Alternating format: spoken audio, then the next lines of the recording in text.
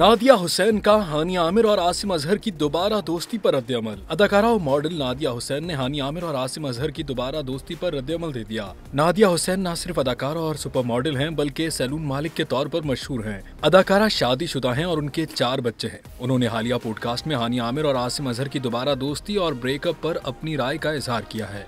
मेजबान ने सवाल किया कि क्या लोग ब्रेकअप के बाद अच्छे दोस्त बन सकते हैं। जवाब में नादिया हुसैन ने कहा कि यकीनन वो अच्छे दोस्त हो सकते हैं, यहाँ तक कि जो लोग तलाक से गुजरते हैं वो भी अच्छे दोस्त रह सकते हैं। ये सब इस बात पर मुनहसर है कि आपका किस किस्म का ब्रेकअप था।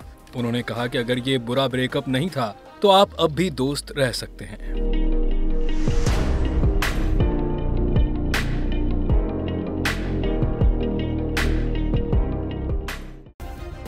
सब्सक्राइब करें और बेल दबाएं ताकि कोई खबर रह न जाए।